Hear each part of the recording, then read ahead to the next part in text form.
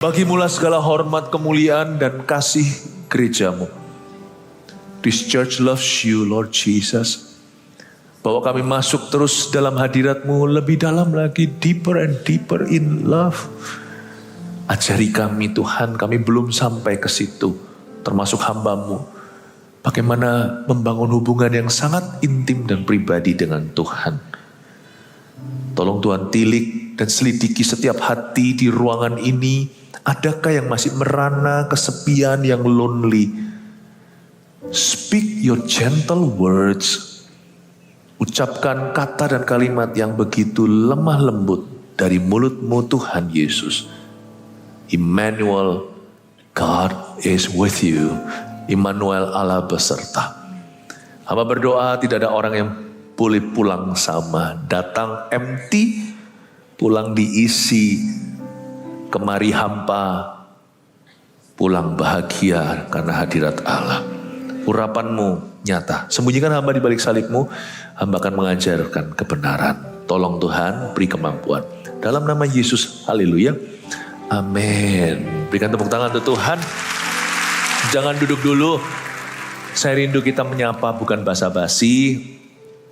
Firman Tuhan berkata, sapalah satu dengan yang lain dengan ciuman kudus. Itu firman ya.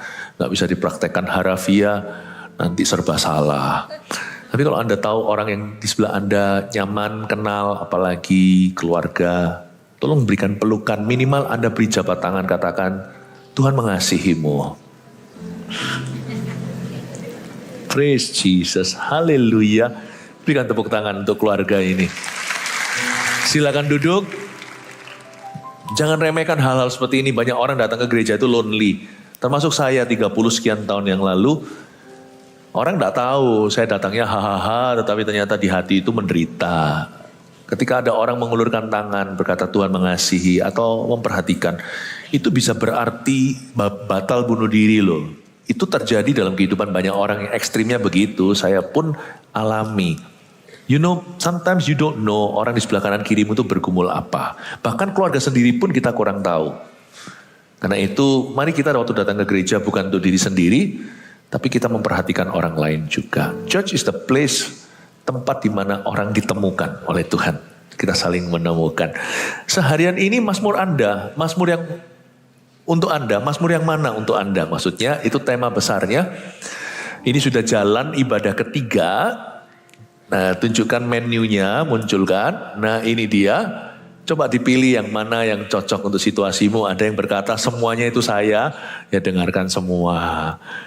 Dan hari ini saya merasa firman Tuhan harus sebagai jawaban, bukan sekedar pengajaran. Di kebaktian ini, mazmur untuk orang yang kesepian hatinya. Kita pasti pernah merasa lonely. Kalau enggak, bohong deh. Pasti pernah. Atau mungkin sedang merasakan kesepian. Gak apa-apa sih. Saya bukan curcol, tapi saya ngomong apa adanya, meskipun hidup saya bahagia. Saya merasa punya segala-galanya karena saya punya Kristus dan Tuhan sungguh-sungguh taruh orang-orang tepat di dalam hidupku. Tapi ini yang saya alami ya, mungkin pengalaman kita beda. Menginjak umur 40, sekitar hampir 10 tahun yang lalu, saya merasakan loneliness itu semakin nyata.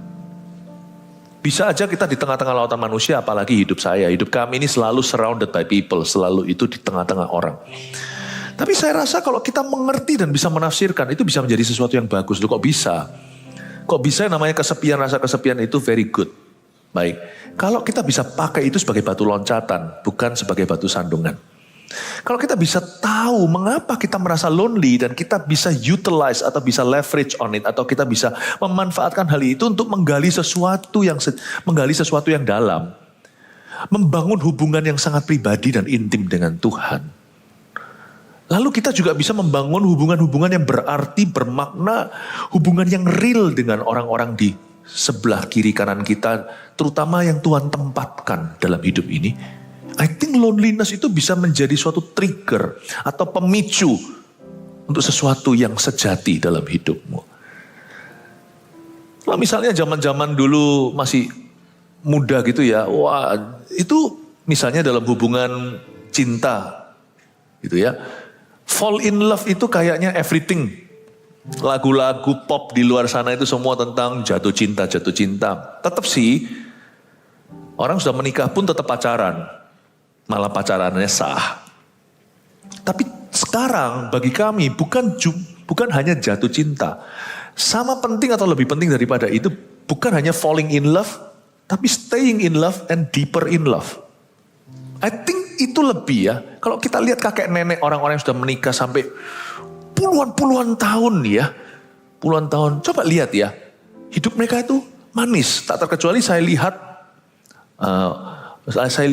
di sekeliling saya orang-orang yang sudah menikah sekian lama. Bahkan sudah keriput, sudah umur 80. Tapi hubungannya itu loh. Bukan hanya cuman romansa, tetapi friendship-nya itu loh.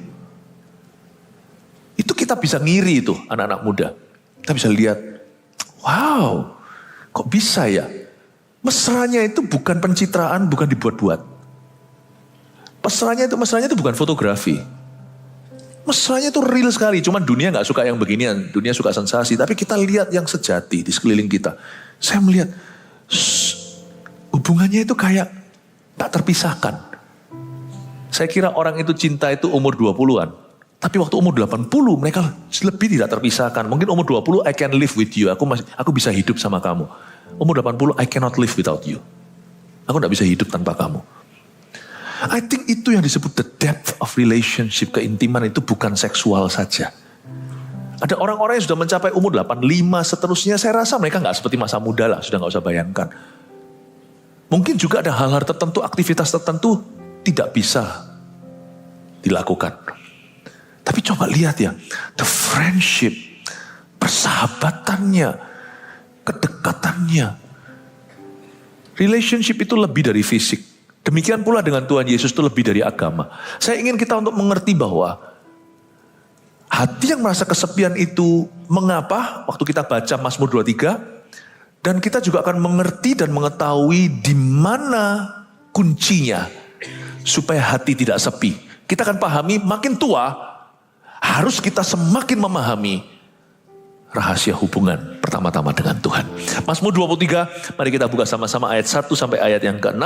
Ini Mazmur untuk orang yang kesepian hatinya. Saya akan bahas dari sudut pandang tersebut. Kita baca dulu, Tuhan gembalaku yang baik, Mazmur Daud.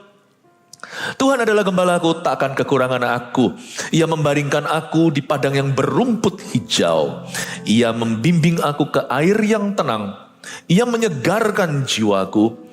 Ia menuntun aku di jalan yang benar oleh karena namanya. Sekalipun aku berjalan dalam lembah kekelaman, aku tidak takut bahaya. Sebab engkau beserta aku. Gadamu dan tongkatmu itulah yang menghibur aku. Engkau menyediakan hidangan bagiku di hadapan lawanku. Engkau mengurapi kepalaku dengan minyak. Pialaku penuh melimpah.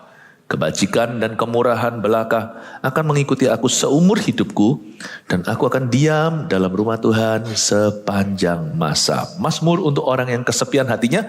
Let's study a bit about lonely feelings. And why, kenapa yang namanya loneliness itu bisa jadi berkat terselubung. Tuhan hendak bicara kepada kita. Kita ini diciptakan sebagai makhluk sosial yang intim. Makanya itu, kalau kita tidak membangun hubungan dengan benar, kita akan menjadi empty. Orang yang dari masa mudanya sudah biasa cuman pacar kanan kiri, tidak punya komitmen sejati, nanti ujungnya dia pasti hampa. Hidupnya penuh dengan penyesalan. Demikian pula dalam hubungan rohani misalnya, komitmen tertanam di sebuah gereja. Kalau ada orang yang suka jalan-jalan, nanti coba lihat ya. Ada sesuatu yang missing di dalam jiwa orang itu dan orang itu tidak akan pernah terpenuhi. Malah justru tidak terbentuk karakternya.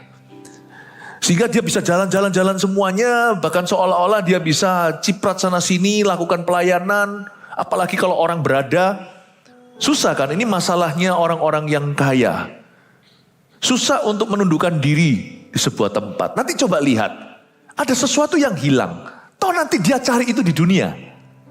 Dan malah justru finding it in the wrong places. Mencarinya di tempat-tempat yang salah. There are things that cannot be replaced. Tidak ada sesuatu yang tidak bisa disubstitusi, tidak bisa digantikan. Kecuali dengan hubungan yang sejati dibangun pelan-pelan. Dan itu harus bermula dari Tuhan. Semua hubungan di hidup kita, papa, mama, orang tua, anak, suami, istri, apalagi rahasia ini besar yang kumaksudkan, adalah Kristus dengan jemaat, padahal itu konteksnya adalah firman tentang pernikahan. Apa-apa itu semua harus begins with Christ. Semua itu harus mulai dengan hubungan kita dengan Tuhan. Lonely feeling itu adalah sebuah pesan dari sorga, bahwa masih ada ruang untuk membangun hubungan dengan yang Maha Kuasa. Sebenarnya di dalam hati kita ada satu lubang yang tidak bisa diisi sama apapun kecuali diisi dengan Yesus Tuhan. Ada suatu space, ada suatu ruang di dalam hatiku ini yang bentuknya persis seperti Gembala Agung, yaitu hanya Yesus yang bisa isi. Saya ingin kita untuk mengerti bahwa uang tidak akan bisa isi itu, hobimu tidak akan bisa isi itu, karir Anda, mungkin sekarang wah Anda dapat rezeki segitu, nanti suatu hari jadi biasa. Dosisnya akan naik terus dan Anda tidak akan pernah menemukan kepuasan. Ada satu hal dalam hati kita yang membuat orang terkaya, tersukses, paling populer pun lonely, itu hanya Yesus bisa isi. Nah mari sekarang biar firman ini ajari kepada kita, bagaimana kita bisa menafsirkan rasa perasaan sepi atau kesepian di hati dan memakai itu untuk sesuatu yang berguna. Mazmur 23 ini mari kita mulai dengan ayat pertama. Mazmur Daud, Tuhan adalah gembalaku, takkan kekurangan aku berhenti di situ. Garis bawahi kali ini dalam khotbah saya sekarang tentang kesepian hati, saya ingin Anda fokus kepada dua kata di kalimat pertama. Yang pertama adalah Tuhan adalah. Garis bawahi kata adalah.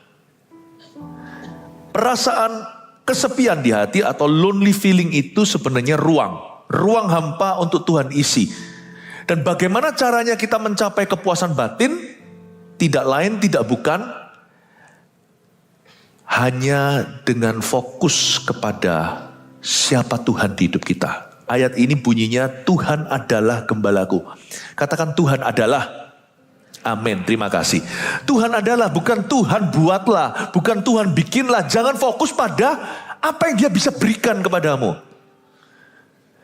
Jangan fokus kepada perbuatannya saja. Tuhan bisa buat apa di hidupku? Bagaimana dia mengabulkan doa dan mengabulkan permintaanku? Nanti jangan-jangan Tuhan pun kita manipulasi. Tuhan menjadi seperti vending mesin, seperti masukkan koin, keluar Coca-Cola. Tuhan jadi begitu. Itu tidak akan memuaskan batinmu jangka panjang. Hati kita itu hanya akan legawa ketika kita ketemu Tuhan. Bukan ketemu berkat-berkatnya. Tetapi ketika kita pada akhirnya tahu dia itu siapa di hidup kita. Itu yang memuaskan. Tuhan adalah fokus pada pribadinya. Saya temukan setiap kali hati saya merasa kesepian gitu ya, saya masuk hadirat Tuhan secara sengaja. Nyanyi, nyembah. Dan ternyata yang paling mengisi hati yang hampa adalah saat saya ketemu pewahyuan, Tuhan adalah Bapakku. Itu rasa kayak tenang luar biasa. Dia itu pemelihara jiwaku. Aduh, itu luar biasa. Tuhan adalah, fokuslah ke sana. Hati yang sepi cuman ini saja obatnya. When you meet your Savior, atau Anda merenungkan pribadinya. Tuhan adalah loh ya. Bukan Tuhan bikinlah atau Tuhan buatlah. Tapi Tuhan adalah. Saya suka sekali merenungkan Tuhan itu siapa di hidup saya. Nyanyi-nyanyian lagu-lagu yang favorit buat saya adalah lagu-lagu yang menceritakan siapa dirinya. Engkau gembala yang baik, kau menuntun hidupku, dan bawaku ke air tenang, menyegarkan jiwaku. Sekalipun ku berjalan dalam lembah kekelaman, tak akan gentar ku melangkah, sebab Engkau besertaku. Ku. Ketika hati saya gelisah malah saya tuker lagu ini. Saya biarkan Tuhan seolah-olah nyanyi lewat mulut saya. Bicara kepada diriku sendiri. Aku gembala yang baik. Saya dengarkan telinga-telinga. Oh, dengarkan kupingku. Ku menuntun hidupmu. Bicara pada diri sendiri. Dan bawamu ke air tenang, menyegarkan jiwamu. Sekalipun kau berjalan dalam lembah kekelaman,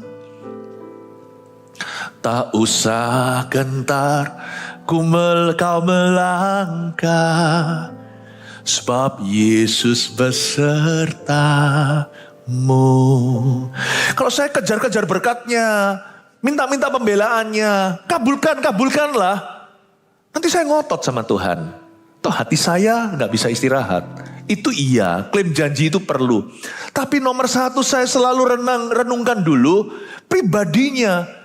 Yang saya terus pandang itu adalah karakternya. Who you are to me, not only what you can do for me.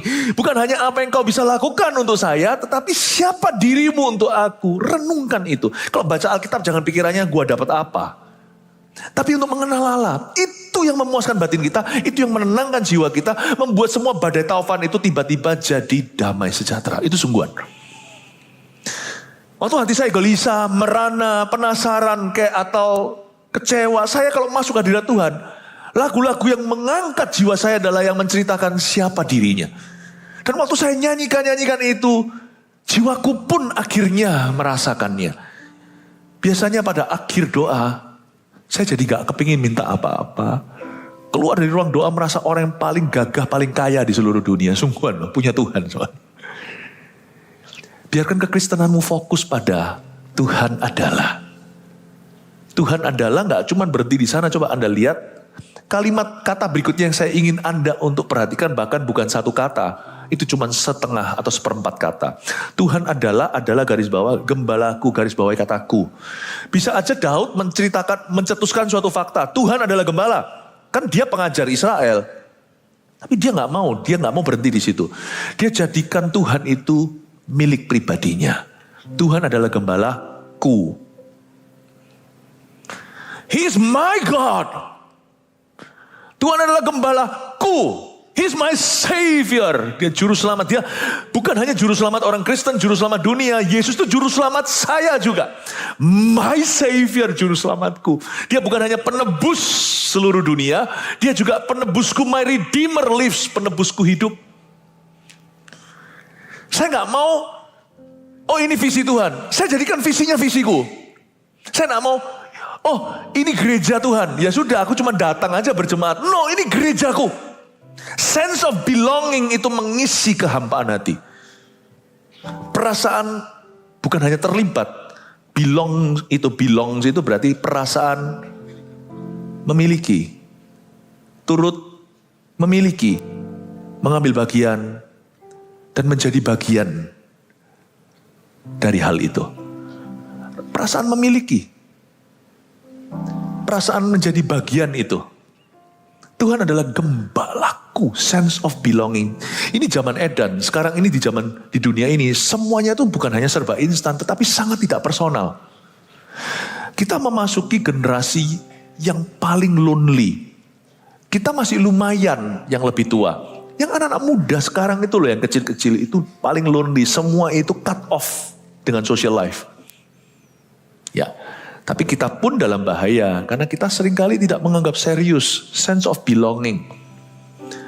Jadi saya ingin kita pahami dulu. Kalau kita fokus pada pribadinya Tuhan adalah. Dan kita turut memiliki apa yang dimiliki oleh Tuhan. Kita mengambil bagian di situ. Hati yang merana itu akan pergi. Perasaan lonely itu akan sirna sendiri. Tuhan adalah gembalaku, takkan kekurangan aku. Saya suka sekali. Kadang-kadang kalau kita bacanya cepat bisa salah baca. Dalam bahasa Inggrisnya, the Lord is my shepherd and I shall not want. Tapi kita bisa salah baca. Kesalahan itu bisa jadi kebenaran. Karena tidak mengubah artinya, justru memperdalamnya. The Lord is my shepherd and that's all I want. Tuhan adalah gembalaku. Itu tok yang ku mau.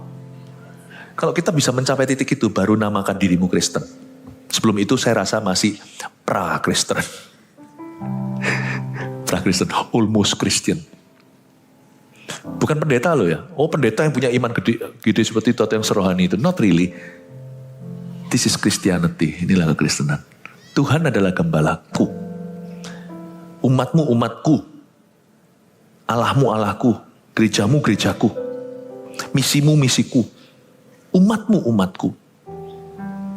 Ya. Apa yang membuat hatimu gelisah? Akan membuat hatiku gelisah. Apa yang menghancurkan hati Allah akan menghancurkan hati Allah. Akan membuat Tuhan happy, membuat saya bahagia. Rasa memiliki. Dan itu juga adalah hadirat Allah. Bukan hadirat Allah yang kita rasakan gereng-gerengnya itu juga bisa. Itu manifestasi namanya. Tapi hadirat Allah yang mengisi jiwa kita. Saya perlu address ini karena kalau enggak, loneliness ini bisa jadi penyakit. Karena loneliness yang tidak terjawab, tidak ditafsirkan dengan betul, bisa menghancurkan satu keluarga. Di situ mulai terjadi perselingkuhan. Di situ mulai terjadi yang namanya superficial relationship. Orang datang ke gereja itu superficial, hubungannya plastik. Datang cuma beribadah gitu aja lalu pergi. Tidak pernah belong, tidak pernah terlibat, tidak pernah rasa memiliki. Dan juga tidak pernah dimiliki oleh siapa-siapa. Zaman sekarang itu zaman individualistik. Banyak zombie, banyak orang itu seolah-olah hidup padahal dia mati. Keluar sana semuanya itu tidak punya nyawa. Kerohanian mereka itu semuanya palsu. Kalau kita tidak hati-hati. Loneliness itu bisa menjadi motivasi salah. Keputusan-keputusan kita pun akhirnya terpengaruh dengan itu. Gara-gara itu kita jadi kepingin pengakuan. Gara-gara itu kita jadi ingin sekali untuk mendapat perhatian. Sebenarnya banyak masalah itu bisa diselesaikan di titik terendah. Banyak persoalan itu tidak perlu terjadi di hidup kita. Meskipun ada persoalan yang diizinkan sebagai salib yang harus kita pikul. Tapi sebagian besar problema itu sebenarnya self-cause atau disebabkan oleh karena hati orang itu tidak menentu. Ada banyak sekali kejadian di dunia itu sebenarnya akibat hati yang tidak terpenuhi. You see, an unhappy person makes an unhappy marriage. Orang yang tidak bahagia tidak akan bisa membuat pasangannya bahagia. Malah justru dia akan menuntut pasangannya untuk buat dia bahagia. Orang yang tidak bahagia tidak akan bisa menciptakan sebuah kebudayaan kerja yang bahagia. Meskipun dia bisa tegas dengan stafnya, tetapi pasti ada honoring di situ. Orang kalau tidak bisa menghormati Tuhan, tidak akan bisa menghormati sesamanya. Di titik terendah, molekul terkecil, itulah hatimu. Waktu kita dulu di dalam kandungan mama, USG zaman dulu mungkin gak secanggih hari ini. Ya kan? Gak secanggih hari ini. Mungkin sekarang itu lebih 4D, 5D, whatever D. Kalau dulu. Tapi semua orang tahu. Denyut jantung USG paling primitif itu dut. Kita tuh semua mulai dari sini. Dut itu sebelum kita gendut. Semua dari dut di sini. Nanti kalau sudah selesai orang juga berkata dia sudah dut. Udah mati alias. Semua itu dimulai dari sini. Everything begins here. Makanya Tuhan berkata jaga hatimu dengan segala waspada. Keputusanmu bisa salah soalnya. Kalau kau tidak jaga dengan waspada, keputusanmu bisa salah kaprah.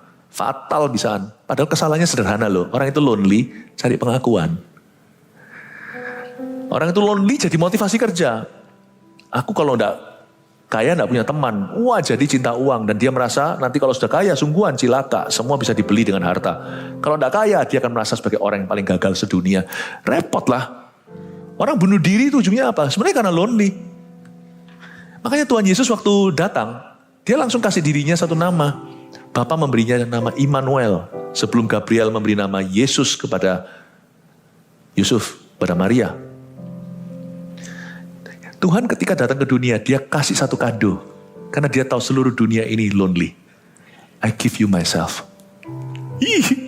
Merinding saya. Immanuel, God is with us. His name shall be called Immanuel. Yesaya menubuatkan namanya akan disebut Immanuel, Allah beserta. Ini ya, nanti kejadian di Kalvari semuanya itu tuh Yesus akan alami. Tapi waktu pertama depan tuh first court-nya langsung di depan, bayar depan Tuhan berkata, ini maksudku. Kenapa Yesus turun ke dunia? You shall never be alone anymore. Immanuel, I'm with you. Tapi kadang-kadang kita gandeng Tuhan itu dengan tangan kiri, harusnya kita gandeng dengan tangan kanan. Ini kiasan ya, bukan anti orang kidal. Kita gandeng dengan tangan kiri itu manipulasi. Jangan, saya ajari kekristenan sejati itu selalu dimulai dengan Tuhan adalah. Dan dia adalah, Tuhan adalah, dan dia adalah gembalaku. Selalu dimulai dengan fokus pada pribadinya, lalu bangun hubungan pribadi dengannya. Ingat ya, fokus pada pribadinya dulu, lalu bangun hubungan pribadi dengannya. Baru berkat-berkatnya. Fokus pada pribadinya, coba katakan fokus pada pribadinya. Lalu setelah itu, bangun hubungan pribadi dengannya. Jangan kebolak-balik ya, fokus pada pribadinya, bukan fokus pada bangunannya. Fokuslah pada pribadinya, lalu bangunlah hubungan pribadi dengannya. Coba Anda lakukan dengan rajin itu setiap hari, setiap minggu. Saya kok yakin Anda akan berakhir di rumput hijau dan air tenang. Kasih tepuk tangan tuh Tuhan.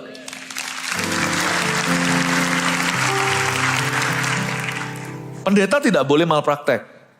Sama dengan dokter tidak boleh semua, pokoknya antem, antibiotik, dan painkiller. Tapi lifestyle juga. Saya suatu hari flu dulu waktu saya berada di luar negeri, saya sekolah, lalu saya datang ke dokter, dokter berkata sama saya, seperti ini mudah berat, gak apa-apa. Jadi tidak dikasih apa-apa? Enggak, saya cuma kasih ini aja preskripsinya. Apa? Tidur yang cukup, makan bergizi. Saya nggak datang jauh-jauh ke dokter sini untuk cuman itu ya. Dia berkata, iya karena obat juga bisa ngebom sekarang. Dia berkata, tapi kasusmu ini nggak perlu obat. Ya bisa mempercepat dengan obat. Tetapi paling tidak kasusmu di sini itu adalah kamu itu gaya hidupnya enggak ini. Kamu begadang ya? Waktu saya masih sekolah ya. Iya gini-gini ya. Kamu dah istirahat yang cukup. Flu itu obatnya cuma satu, tidur katanya. Hah? Saya bilang dokter nih sekolah 10 tahun, belasan tahun cuma gini aku juga bisa. Tapi betul saya rasa tidak bisa dengan pastor doakan. Doakan mujizat terjadi, puji Tuhan. Pastor doakan mujizat terjadi. Pastor konseling, kita konselingi. I think saya rasa saya mau bypass itu semua tetap jalan sesi-sesi itu diperlukan. Saya mau bypass, saya mau bicara lifestyle, lebih tepatnya heart style. Bukan Oppa Gangnam Style, tapi Christian heart style. Style hatinya. Saya mau tune Anda di FM-nya Tuhan. Sampai ke AM, FM-nya Tuhan. Tuhan adalah gembalaku. Saya lihat nanti ya, coba lihat ya. Sehat nanti. Anda akan dituntun ke jalan yang benar dulu. Rumput hijau, air tenang. Saya yakin itu akan terjadi. Tuhan adalah gembalaku, takkan kekurangan aku. Coba saya tunjukkan sekarang. Efek pertama ketika hati diisi dengan Tuhan adalah, dan ada sense of belonging, kita itu betul-betul memberi diri sama Tuhan. Memberi diri. Ya. Kalau Tuhan suruh kita tertanam, tertanamlah. Itu pasti bagus untuk Anda dan keluarga. Kalau Tuhan suruh Anda melayani, melayanilah. Berilah dirimu sebab tidak ada paksaan dalam kerajaan sorga. Yang ada adalah kesadaran.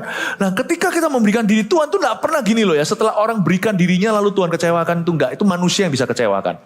Tapi Tuhan gak akan. Kalau Anda pernah dikecewakan sama seseorang, jangan trauma. Bangkit lagi. Orang gagal bisnis aja mencoba lagi kok. Selama ada uang yang bisa dicari, orang itu akan berusaha lagi. Ini bukan uang, ini kehidupan. Bukanlah kita harus lebih lagi bangkit. Usaha gagal aja orang coba. Masa ke gereja gagal orang gak mau mencoba lagi? Sama orang Kristen pernah gagal, pernah dikecewakan, dikhianati, masa gak mau percaya lagi? Saya dikecewakan orang bolak-balik. Orang Kristen bukan, Kristen juga. Pendeta pun pernah mengecewakan saya, pernah sebelum saya bertobat. Tapi saya anggap itu oknum. Saya punya keyakinan di Mazmur 23, my God shall not, Tuhan tidak akan mengecewakan aku. Meskipun dalam hubungan berapa kali gagal, dikecewakan, dikhianati. Kadang-kadang kita juga gak hitung salah kita. Kita pun pasti ada andilnya, mungkin kita kurang apa. Tapi selama Tuhan berkata, bahwa aku ini tidak bisa hidup sendirian. Lonelyku itu, perasaan sepi, kosong, hampa ini hanya bisa diisi dengan Tuhan. Dan perkara-perkara Tuhan. Saya harus terbuka untuk perkara-perkara Tuhan. Saya harus membuka diri untuk gereja yang Tuhan tuntun. Kalau saya dulu pernah dikecewakan oleh orang Kristen A, sekarang kalau Tuhan kasih saya orang Kristen B, saya harus belajar percaya lagi. Jangan terus justru jadi trauma, lalu masuk ke gua, aku sedih, duduk sendiri, ambil tali mau bunuh diri. Jangan terus habis itu menutup pintu, udah gak gitu-gitu. Jangan begitu. Sebab tidak ada substitusi bagi hubungan. Hubungan tetap akan sembuh lewat hubungan. Hubungan yang salah tetap harus akhirnya dianulir atau ditawarkan dengan hubungan yang benar.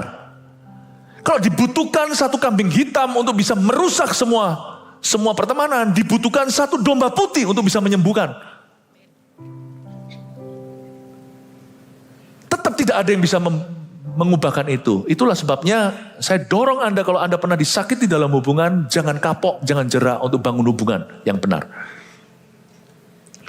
Ketika kita membuka diri sama Tuhan dan umat Tuhan, perkara-perkara Tuhan, efek pertama dari orang yang lonely, tapi ketika hatinya diisi, dia merasa aman. Ada satu perasaan aman, hanya dekat Allah saja, aku tenang. Coba lihat ayat 2. Ia membaringkan aku di padang yang berumput hijau.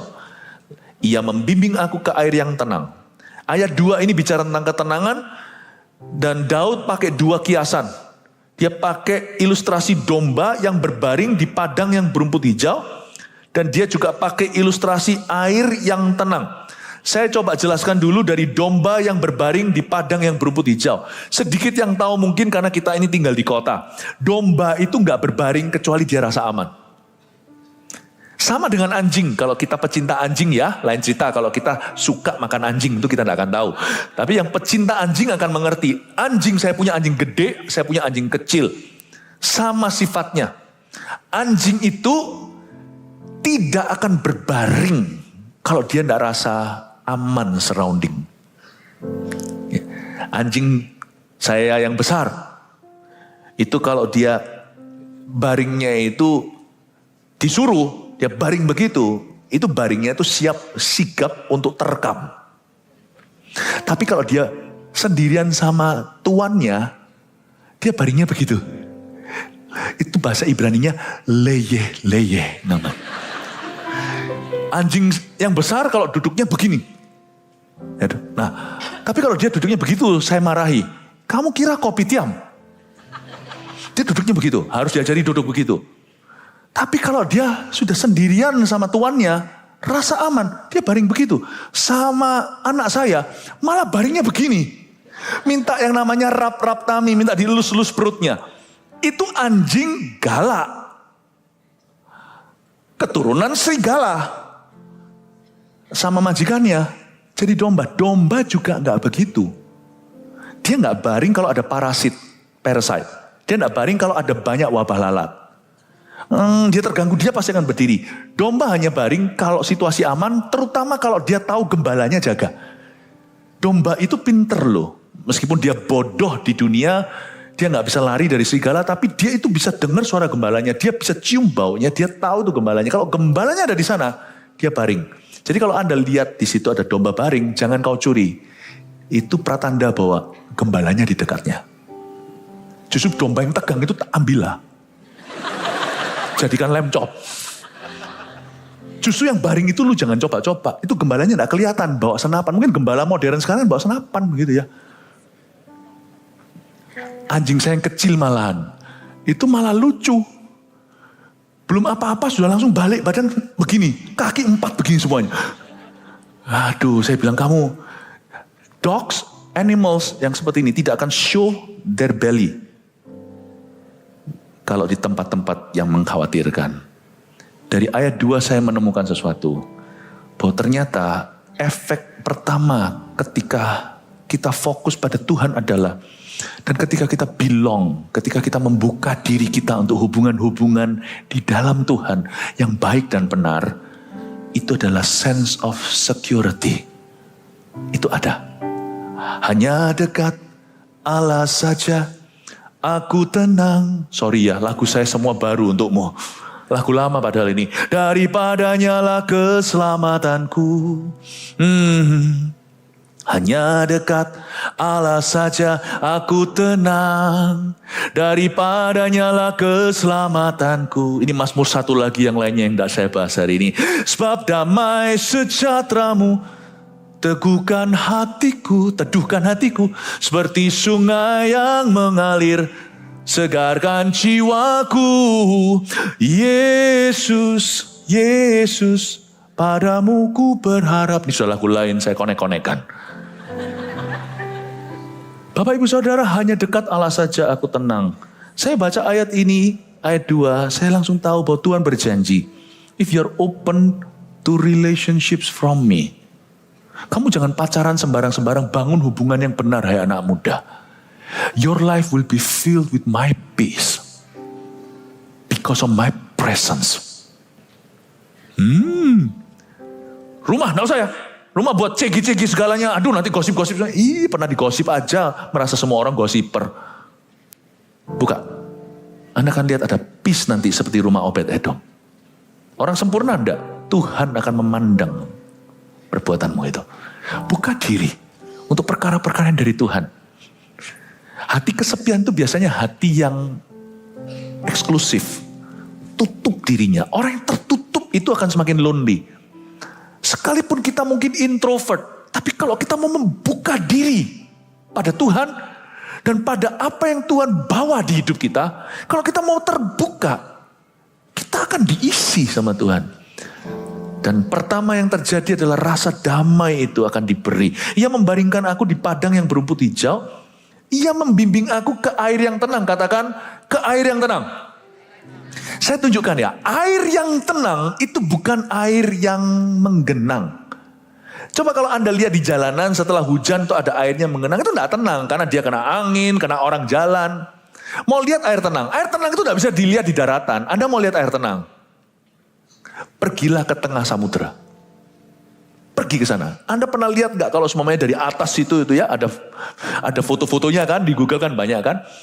Di negara mana air itu kenapa kok ada yang warnanya itu bagus sekali, ada yang hijau sebagian sini, di situ biru. Itu kedalamannya beda ternyata. Bukan jenis airnya. Air yang lebih dalam kelihatan kayak very beautiful blue. Ya, wah bagus sekali. Jangan cemplungkan anakmu di situ karena itu dalam sekali. Ya. Tahukah bahwa air yang tenang itu air yang dalam? Di level Kristen so-so tidak ada ketenangan. Semakin kau dalam hubunganmu dengan Tuhan, semakin tenang hidupmu. Kaget ya? Orang berkata, enggak lah, aku enggak mau terlalu dekat sama Tuhan, nanti gini dulu. Itu setan yang bisiki kok dipercayai. Nanti kalau sama Tuhan, nanti aku diminta ini dan itu. Oh jangan GR dulu. Enggak sama Tuhan, orang kehilangan segala sesuatu juga ada. Enggak tuh. Semakin kita dalam sama Tuhan. Jangan jadi jemaat pelataran. Cuma datang. Jadi jemaat yang tertanam, yang sungguh-sungguh memberikan diri untuk Tuhan. Dengan segala resikonya. Memberi diri itu ada resikonya loh. Saya memberi diri itu saya juga bisa dilukai sama orang lain. Tapi saya cuma mikir begini. Gak usah memberi diri sama Tuhan pun saya akan dilukai kok. Mendingan saya dilukai karena Tuhan.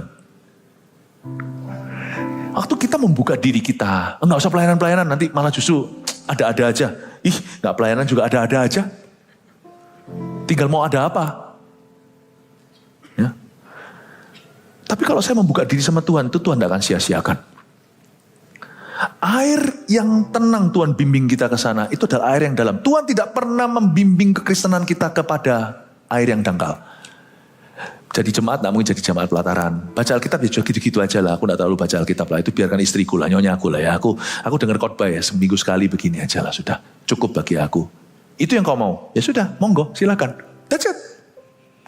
Tapi Tuhan berjanji pada kedalaman itu ada ketenangan. Aneh saya. Masalah kita sama si Unda-Undi 11-12. Tapi ketika dihantam masalah, misalnya terjadi kematian. Siapa sih tidak melalui itu? Suatu hari itu kita pun akan mati. Tapi misalnya kita mengalami perkabungan. Bedanya ya, orang yang dekat sama Tuhan dan yang tidak, atau kurang dekat lah. Orang yang dalam imannya dengan orang yang dangkal atau so-so saja. Biasa-biasa. Sama-sama juga akan bisa bergabung. Cuman waktu ini terjadi, dia marah-marah tanya, mengapa, kecewa, lalu tambah gak keruan hidupnya. Yang ini, Tuhan memberi, Tuhan mengambil, terpujilah nama Tuhan. Kadang-kadang tidak terjadi kebangkitan. Kita doa mati-matian juga gak bangkit nih, yang mati. Tapi yang satu ini mendapatkan satu Immanuel, penyertaan. Ada suatu serenity. Ada suatu kata serenity itu loh. Kalau Anda pergi ke toko-toko buku gitu, Anda kan lihat itu ada pajangan serenity. God gives me the wisdom to change the things I can and to accept the things I cannot change and to know the difference. Itu kan terkenal sekali ya. Tuhan memberikan kepada aku, tulisannya serenity. Serenity itu artinya ketenangan, bukan hanya sekedar calm. Serenity itu bukan cuma calm dari perasaan seperti, mau perasaan doang, minum aja obat penenang. Kita minum melatonin gitu aja misalnya, mau naik pesawat sekalian lalu tiba-tiba kayak tenang gitu loh. Anming, ya apa, obat penenang. Udah langsung, tenang kayak ngawang-ngawang, ngefly, tidur. Supaya gak jet lag nanti. Itu calm. Serenity itu bukan itu. Serenity itu calm consciously. Bukan dengan dikasih sedasi, sedation atau anestesi. Waktu saya operasi itu dikasih begini, itu tiba-tiba kayak tenang gitu. Waktu saya operasi kaki dulu kasih gitu. Dokternya masih ngomong, kok bisa ya itu? Memang mereka itu canggih. Memang dokter itu liganya beda. Kalau enggak begitu jangan jadi dokter. Sudah mau operasi, mau tetel kaki saya, itu masih bisa bicara nanti mau makan apa? Bakmi ya, apa segalanya. Saya di situ sampai ikut ngoceh loh saya. Kan saya suka bercanda. Saya bilang, saya juga mau kue tiaw ya. Baru belum ngomong kue tiaw, belum gitu, hilang. Bangun-bangun loh, kaki udah gak bisa goyang. Bukan itu serenity. Itu sedation, itu namanya anestesi. Serenity itu consciously, sadar. Bijaksana, hikmat tahu bahwa duka adalah duka, suka adalah suka. Tidak ada yang namanya ilusi. Apalagi halusinasi. Tapi dia tahu. Dia punya hikmat untuk membedakan apa-apa yang dia bisa ubahkan. Dengan iman dan usaha jeripayah. Dan apa-apa yang dia tidak bisa mengubahnya. Namun Tuhan memberi dia kasih karunia untuk menerimanya. Dan dia tahu perbedaan apa yang bisa dia ubah. Apa yang harus dia terima dengan kasih karunia. And the wisdom to know the difference. Dua-dua sama-sama ditinggal mati oleh seseorang. Yang satu Kristen dangkal, keantem, hancur semuanya, lalu keputusan berikutnya ngawur, tidak punya bijaksana untuk menata. Baik itu moving on dari orang yang sudah mati, harus berbuat apa, kalau itu suami istri menikah lagi dan sebagainya atau apa. Apalah semua detil-detilnya, semua tidak ada tuntunan Tuhan, nabrak kiri kanan, tidak ada bimbingan, tidak ada tuntunan, tidak dibimbing Tuhan, tidak dituntun Roh Kudus. Tapi yang satu kepukul sama sedihnya equal. Tapi yang satu punya serenity, ketenangan, dan punya hikmat untuk bisa menata kehidupannya tanpa siapa, namun tidak tanpa Tuhan. Anytime saya akan mau jadi di sisi orang yang dalam sama Tuhan. Tangkaplah itu Bapak Ibu, baik itu situasi-situasi seperti yang saya sebutkan atau hal-hal yang lain, terapkan sendiri. Ia membimbing aku ke air yang tenang. Lonely, tapi kalau seumpamanya kita itu dalam sama Tuhan, loneliness tidak bisa menjadi depresi dalam hidup kita. Dan dia tidak akan pernah menguasai. Loneliness, rasa kesepian itu justru menjadi trigger pemicu untuk cari Tuhan lebih lagi. Tapi bagi orang-orang yang dangkal, loneliness akan buat dia mati. Buat dia mati rohani. Paham ya Bapak Ibu Saudara?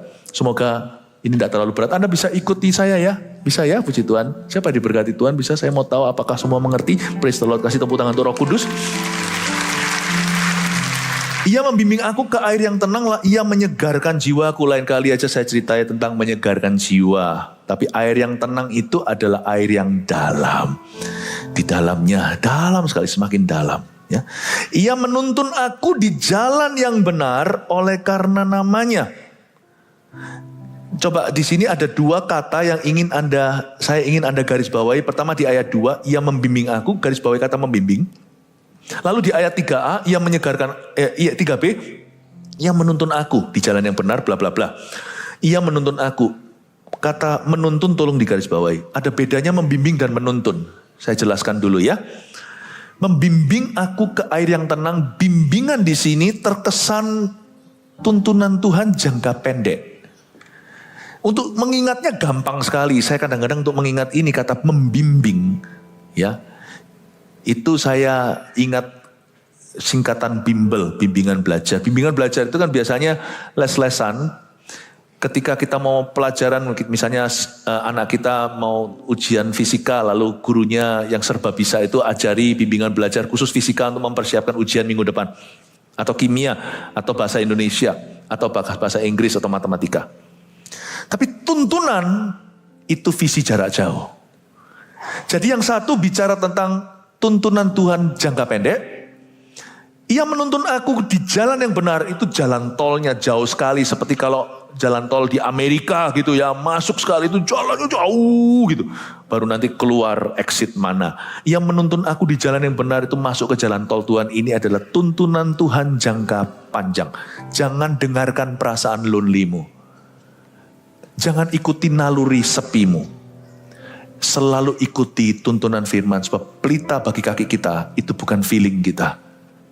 Tetapi firman Allah, firman-Mu pelita bagi kakiku, terang bagi jalanku. Ini kan Mazmur hari ini, jadi saya sering nyanyi. Itu Mazmur 119. Firman-Mu pelita bagi kakiku, terang bagi jalanku. Waktu ku bimbang dan hilang jalanku, tetaplah Kau di sisiku. Dan takkan ku ragu asal Kau di dekatku, besertaku selamanya. Sama-sama katakan, firman-Mu pelita bagi kakiku, terang bagi jalanku. Sekali lagi firman-Mu. Firman-Mu pelita bagi kakiku, terang bagi jalanku. Mau tahu nggak cara terbaik menghadapi perasaan kesepian itu gimana? Jangan dihiraukan, jangan diajak ngomong. Kalau kita mau ngajak ngomong, itu ajak ngomong Tuhan. Talking to God itu selalu hasilnya bagus. Saya tidak pernah mau memberi tempat pertama bagi perasaan saya. Karena perasaan saya bukan leader yang baik. Dia bisa menjadi follower yang baik, bisa menjadi tempat konfirmasi. Kok gak srek ini? Tapi dia bukan pemimpin. Pelita bagi kaki kita, terang tetap bagi jalan, tetap adalah firman. Karena itu saya sarankan, waktu kita merasa kesepian dan sebagainya, Bapak Ibu Saudara yang kita patut lakukan adalah cari firman. Kalau kita mau makan tuh jangan snack, jangan makan makanan yang gak bergizi, kelihatannya mengenyangkan tapi semua isinya kanji. Kalau Anda makan, makanlah sungguh-sungguh yang ada nutrisi. Kalau Anda feeling lonely, cari firman. Meskipun itu tidak langsung menjawab perasaanmu masih ada. Tapi firman itu akan menuntunmu di jarak dekat dan jarak panjang. Dan itu nanti justru memberimu gambar besar. Dan itu nanti yang akan mengontrol perasaan kesepian di hati. Jadi selain perasaan lonely itu bagus sebagai trigger pemicu untuk mencari Yesus lebih lagi. Tapi perasaan lonely juga jangan diajak bicara. Gak apa-apa, itu biasa. Itu biasa.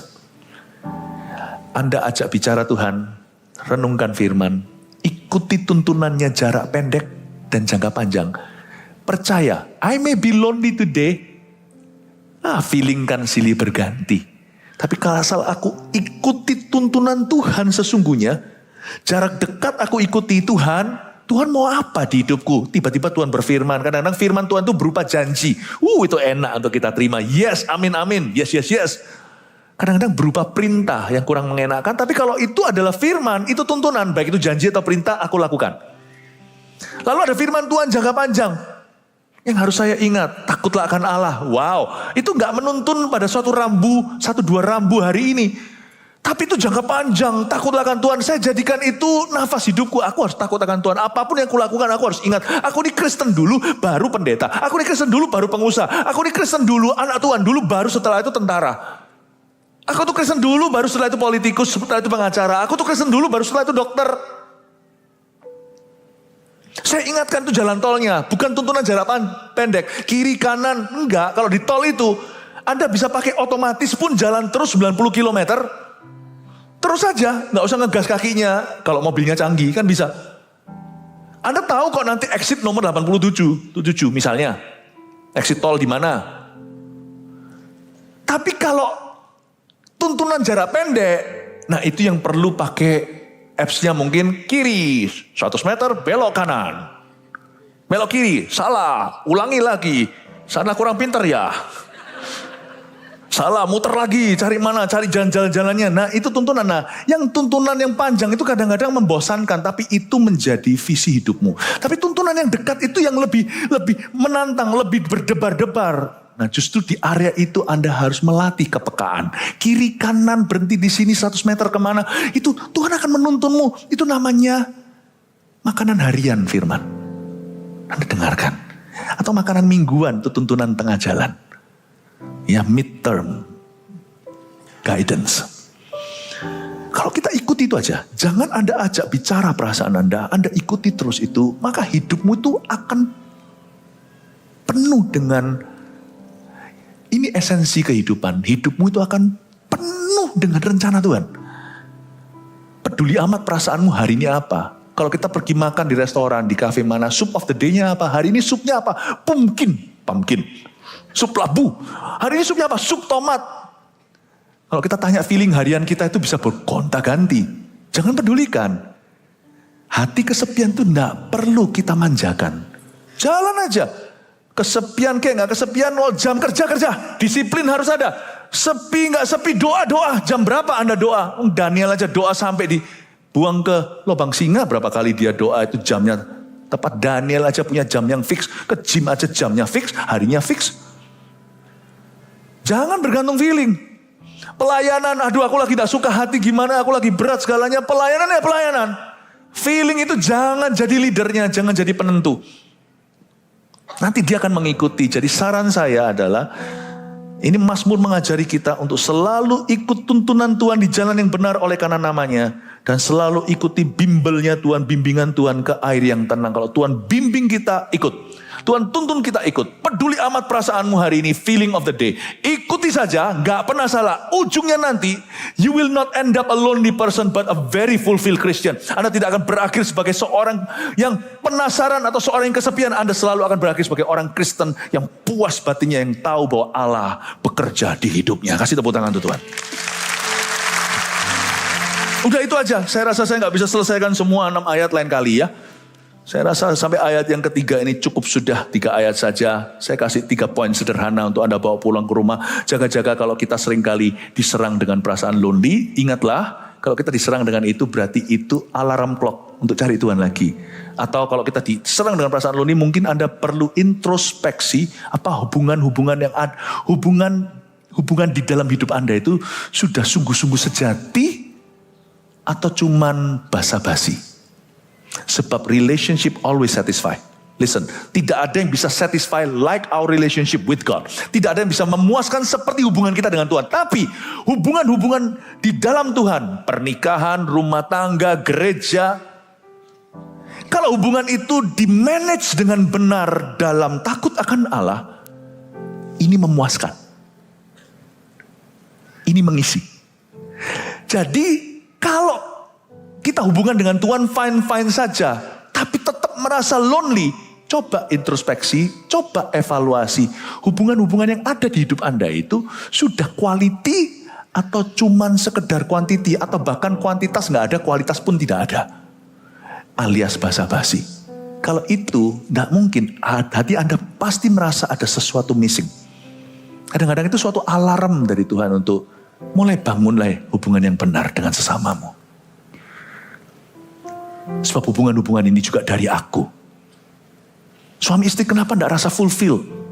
Mungkin selama ini tidak pernah. Sama-sama ngomong anak, terus kerja semuanya. Dulunya kekasih, sekarang cuma jadi orang yang sejalan. I think it's time untuk Anda merasakan the blessing of relationship. Karena hatimu tidak harus kesepian. Tuhan sudah memberimu tekan. Tidak baik kata Tuhan tentang Adam. Dia sendirian. Amin Bapak Ibu. 1, hubungan dengan Tuhan dulu, ini review. Mazmur untuk orang yang kesepian hatinya. 1, fokuskan pada pribadinya. Niscaya pastilah hatimu akan terisi dan penuh dengan sukacita. 2, bangun hubungan personal dengannya. Fokuskan itu. hari-hari ke depan fokus ini. Sambil Anda fokus kerja, konsentrasi ini, konsentrasi itu, Anda bangun sesuatu, ini bangun dulu ya. Tiap hari ini jadikan prioritas number one. Ini sudah jadi nafas hidup saya sejak kenal Tuhan. Tiap hari saya bangun tidur selalu bangun hubungan personal dengannya. Dan hari itu saya bangun terus dengan Yesus. Apapun yang aku lakukan dengan Yesus. Pastor Philip, apakah Anda selalu merasa Tuhan beserta? Enggak, tuh kadang-kadang saya juga bertanya seperti Mazmur di kebaktian sebelumnya saya jelaskan. Tuhan di mana Engkau? Kenapa Kau meninggalkan aku? Kadang-kadang kita juga merasa, Tuhan di mana? Why is God silent sometimes? Seems to be silent. Kenapa Tuhan kadang-kadang terasa seolah-olah dia diam saja? Daud itu orang yang berkenan di hati Allah. Seorang a man after God's own heart aja bisa tanya gitu, kemana engkau Tuhan? Where are you in my life? Kau di mana? Kebaktian sebelum ini, Mazmur, kebaktian sebelum ini Mazmur untuk apa? Tuh lupa saya.